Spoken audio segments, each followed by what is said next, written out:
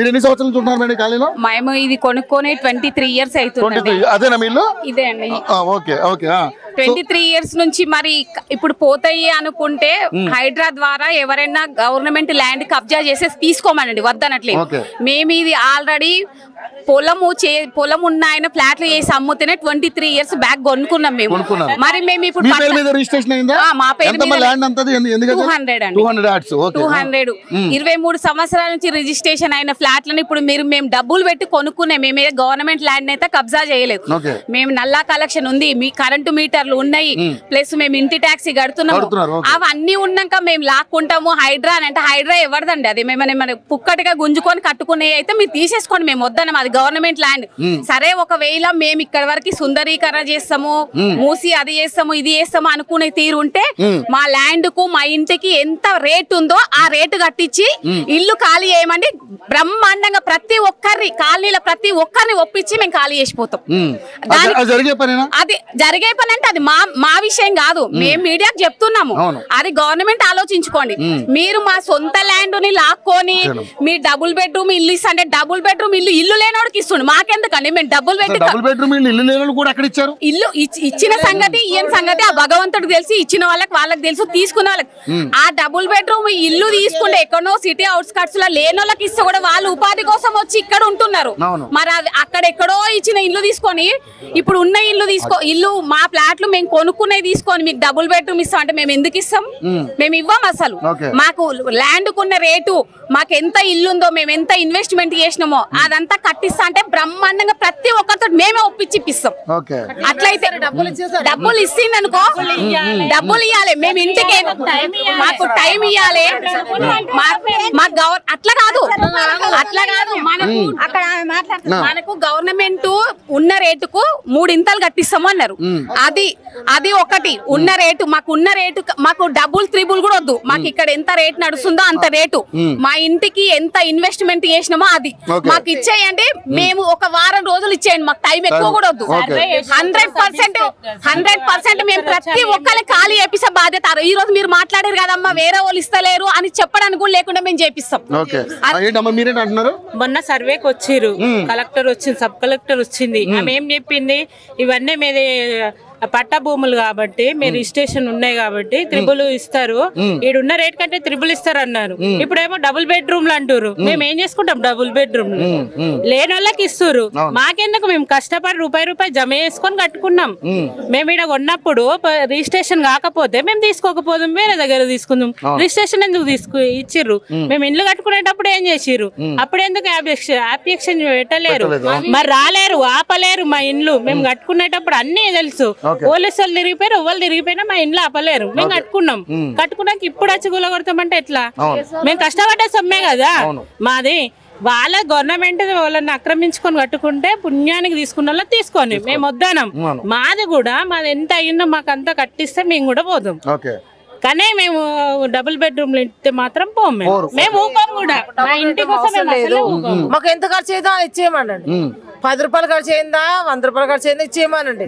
ఎందుకంటే వాని మీద నమ్మకం పోయింది. మాకు నమ్మకం పోయింది.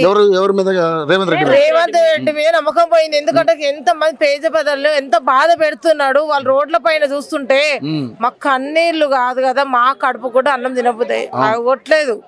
న్యూస్ లో చూస్తే మాకే జ్వరాలు వస్తున్నాయి. వాళ్ళు ఎట్లా ఉంటుండొచ్చండి? అది మాకు అవసరం లేదు. మాకు డబుల్ బెడ్రూమ్ ఉన్నాయి, మాకు ఉన్నాయి.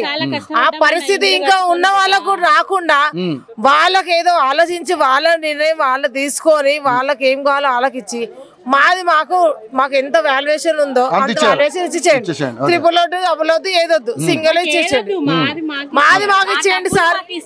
డబుల్ బెడ్రూమ్ ఎవరికి వాళ్ళకి ఇచ్చేయండి. డబుల్ బెడ్రూమ్ లేని ఇచ్చేయండి. కానీ ఇప్పుడు ఆక్రమించి కట్టుకున్న వాటిని కూల్ చేయాలి కదా మా న్యాయం ప్రకారం అయితే. నేను ఏమంటాను సార్, ఇప్పుడు ఆక్రమించి వాళ్ళు కొనకుండా గవర్నమెంట్ ల్యాండ్ ఏదైనా ఉంటే వాళ్ళు ఆక్రమించి, గవర్నమెంట్ ల్యాండ్ అనే కాదు, ఇలాంటి నదీ పరివాహక ప్రాంతాలు ఏదైతే ఇప్పుడు ఇది ఇప్పుడు నాలాకి దగ్గర సంబంధించి ఒకవేళ నాలా పొంగితే ఇక్కడ దాకా వచ్చి అంటే ఎఫ్టిఎల్ పరిధిలో. ఒక్క నిమిషం సార్, అది ఇప్పుడు అదైతే మాత్రం వాళ్ళు కొనుక్కున్నదే కదా, దానికైతే ఆల్రెడీ పర్మిషన్ ఉంది కదా. ఇప్పుడు వాళ్ళు కూడా కబ్జా చేసింది అయితే కాదు కదా, అది వాళ్ళు మరి అమ్మినోడు అమ్మినప్పుడు మరి ఎట్లా దాన్ని రిజిస్ట్రేషన్ అధికారులు ఎట్లా చేశారనేది రిజిస్ట్రేషన్ ఎట్లా చేశారు, కలెక్షన్ ఎట్లా ఇచ్చారు, ట్యాక్సీలు ఎట్లా కట్టుకుంటున్నారు అదొకటి చెప్పండి. ట్యాక్సీలు ఎట్లా కట్టుకుంటారు, గవర్నమెంట్ కట్టుకుంటారు మరి గవర్నమెంట్ కి సంబంధం లేకుంటే ట్యాక్సీ కట్టుకోరు, మీటర్లు ఇవ్వరు. అవన్నీ అయితే ఇప్పుడు మరి దొంగలు ఎవరనేది తెలియాలి కదా మరి మనకు, అవునా కాదా? ఇప్పుడు రిజిస్ట్రేషన్ చేయాలంటే అది మన చేతుల గల పని కాదు కదా, గవర్నమెంట్ పని కదా. మరి నాలాల దగ్గర వద్దు అన్నప్పుడు వేరే వాళ్ళు అమ్ముతున్నప్పుడు కొననీయకుండా ఏదైనా ఏదన్నా ఒకటి తీసుకొచ్చి పెట్టానంటే పెట్టాలి, లేదంటే ఎట్లా అంటే మీరు ఎట్లా కొంటున్నారు అమ్మాయి నాలాల పక్కన ఎప్పటికున్నా డేంజర్ కొనొద్దు అంటే ఇప్పుడు ఫస్ట్ కొన్నోడు కాదు, ఆ తరాల నుంచి అమ్ముతున్న వాళ్ళైతే నష్టపోతున్నట్టే కదా మరి, అవునా కాదా? మొన్న సర్వే చేసినాక కూడా కొత్త గట్టిర్రు అవి మొన్న సర్వే చేసినాక 3 నెలల కింద సర్వే చేసినప్పుడు 3 నెలల కింద సర్వే చేసినప్పుడు ఏమన్నా బోర్డు పెట్టిరా, వాళ్ళకన్నా చెప్పిరా? ఇప్పుడు మేము ఇల్లు 30 సంవత్సరాలు అవుతుంది, పాములు తిరుగుతుంటే కూడా మేము అలా తట్టుకొని ఉన్నాం. ఎందుకు? మేము కష్టపడి కట్టుకున్నాం కాబట్టి, మా కష్టపడ్డ సొమ్ము కాబట్టి మేము ఉన్నాం, ఓర్చుకొని ఉన్నాం. మాట్లాంటి వాళ్ళని చెప్తే వాళ్ళు వింటారా? మీరే ఉన్నారు మేము కట్టుకున్నాం కదా అంటారు. మా గవర్నమెంట్ ఏం చేసింది? సర్వే చేసినప్పుడు ఆడ బోర్డు పెట్టాలి కదా, పెట్టిందా? ఎవరైనా కాపలు పెట్టిందా? వాళ్ళన్నా చూపించిందా? వాళ్ళన్నా చెప్పిరా? ఎవరు చెప్పలే. మేము చెప్తే వాళ్ళు ఏమంటారంటే మీరు కట్టుకొని ఉంటారు కదా, మమ్మల్ని ఎందుకు వద్దు అంటారు, మీకే కుళ్ళు ఉంది కాబట్టి మమ్మల్ని వద్దంటారు అంటారు వాళ్ళు. అంటారా జనాలు? మరి మాకు నల్లాలు ఎందుకు ఇచ్చిండు? మరి పోతాయి మరి కబ్జా జాగా అనుకున్నప్పుడు నల్ల ఎందుకు ఇచ్చిండు? ఒకే దగ్గర కబ్జా చేసిన వాటర్ ఫ్లో అనేది అక్కడే ఉంటది చెరువు అయితే, ఇప్పుడు అది మొత్తం ఫ్లో అనేది నాలా వెళ్ళిపోతది. ఇప్పటి వరకు మునిగే అవకాశం లేదమ్మా, మునిగే అవకాశం అసలు మునిగే ప్రసక్తే లేదు.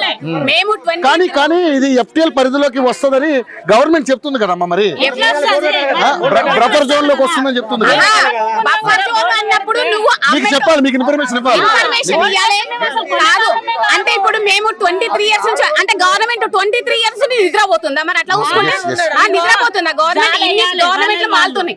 ఇన్ఫర్మేషన్ ఉండాలి, మీకు ఇన్ఫర్మేషన్ ఉండాలి, ఇక్కడ బోర్డు పెట్టాలి, ఇది ఎఫ్టిఎల్ పరిధిలో ఉందని చెప్పాలి, బఫర్ జోన్ లో ఉందని చెప్పాలి. బడ్జెట్ లకు ఇక్కడ దొరుకుతుందని ఒకళ్ళని కొనుక్కున్నాం. ఫస్ట్ మేము కొనుక్కుంటే 4-5 డబ్బులు తీసుకొని లంచాలు తీసుకొని పరీక్షలు ఎట్లా ఇచ్చారు? మరి బోర్ వేయకుండా ఆపాలి కదా. మా కరెంట్ బిల్లు లంచాలు తీసుకొని కరెంట్ బిల్లు ఎందుకు ఇచ్చారు? కరెంట్ ఎందుకు ఇచ్చారు? ఆయన ఎందుకు ఇచ్చారు? మరి లంచాలు తీసుకునే వాళ్ళు కూడా లంచాలు తీసుకునే ఇచ్చినప్పుడు మేము అనాలి మరి. ఇప్పుడు వాళ్ళు లంచాలు తీసుకున్న వాళ్ళు మంచిగా మేము మునిగిపోతున్నాం. ఇప్పుడు గవర్నమెంట్ ఇట్లా ఏం చేస్తుంది? పెద్ద పెద్ద ఏరియాలలో కొనుక్కునేంత కెపాసిటీ లేక ఇక్కడ తక్కువ దొరుకుతుందని మేము కొనుక్కున్నాం. రూపాయి ఇన్వెస్ట్మెంట్ చేసిరే దానికోసం, ఎందుకంటే తక్కువ రేట్లలో వస్తుంది, మా బడ్జెట్ సరిపోతా అన్నట్టే కొనుక్కున్నాం.